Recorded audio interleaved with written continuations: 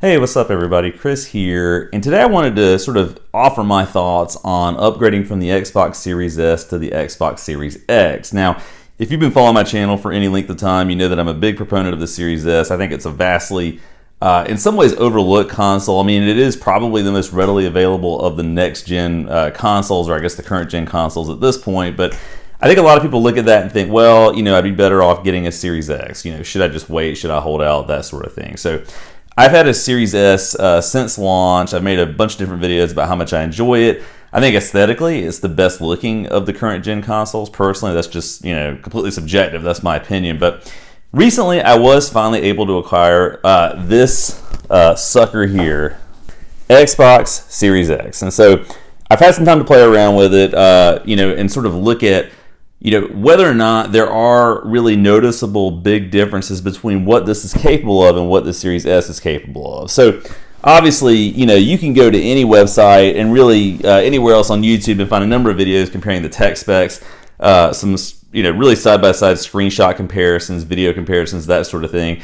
So yes, you're going to get more horsepower out of this console than you would the Series S.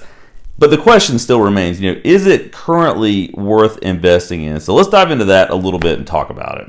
So I've had my Series X for, I don't know, maybe a month now, a little over a month now. The main thing that I've been playing on it is Halo Infinite. So really, you know, I think that I would have been fine with a Series S, and I think that I would be fine. You know, if I didn't have the Series X, everything would be fine, you know, just playing on my S, right? But Halo Infinite is one of those games where I kind of knew, you know, with it lingering on the horizon, that I really wanted to try and get the most out of that gaming experience as I could, you know, besides having something like a PC. So I had been keeping my eye out for a Series X, and like the rest of the world, I just could not find one. I mean, I daily would check, you know, Walmart's website, Target's website. I'd drop by my local GameStop, all these kinds of things. And I would see people, you know, trying to scout their Series X, but I'm just one of those people who really hates that practice that a lot of people engage in, and there was just no way I was going to pay hundreds of dollars more than what the retail, the MSRP was on the system. So one day I was checking out Best Buy's website, and it was really early in the morning. I think it was like 5 a.m. or something. I just happened to wake up really early that day, and they had it available through the All Access program. And really, I didn't want to go that route with it. I wanted to just pay for the console outright and just be done with it. But that seemed to be one way that I could sort of go about actually acquiring it. So I went through that whole process, and I did get the Series X. And so I was able to pick it up, hook it up. I've got it hooked up downstairs in our house, not in the game room, just so my children can use it as well. We can all sort of make our profiles on it and have fun with it. And so again, Halo Infinite really is the biggest game that I've played on it for any length of time. I've downloaded Forza Horizon 5 on that, but I also had that on my Series S and have played it more on that. And I will say, you know, having played the multiplayer then beta for Halo Infinite on my Series S and playing it now on the Series X, there may be some little things here and there that I can notice in terms of graphical differences, right? It could be things like reflections in certain multiplayer maps, that kind of stuff. The campaign, to me, looks really good on the Series X, but I haven't also played that on the Series S because the campaign came out once I had acquired the X, and so I haven't really had a chance to do sort of a naked eye kind of comparison between the two consoles when it comes to the actual campaign of Halo Infinite. But I would say right now, you know, I don't see a huge difference between these two. I think having the Series X means that you're future-proofing yourself, right? And so that's really one of the reasons I wanted to get it as well.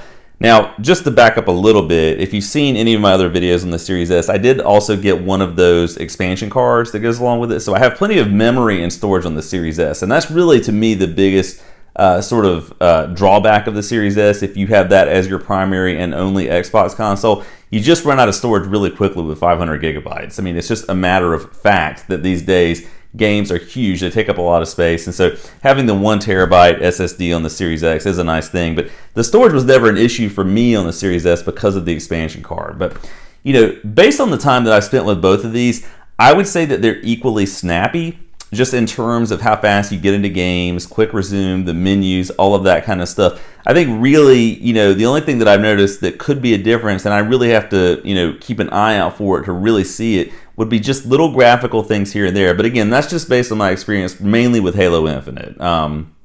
So to answer the big question that really is sort of driving this video, if you have a Series S, should you run out and try to track down a Series X right now? I would probably say at this point it's not worth the headache quite yet. I would probably suggest, once they become more readily available, once all these supply chain issues become resolved, whenever in the world that's going to be, if you can find a Series X, then yes, go ahead and snag one. You're going to be, again, to use this term, future-proofing yourself for a long time. But at the moment, I got to be honest, I don't really see a pressing reason to go out and run out and get it right now.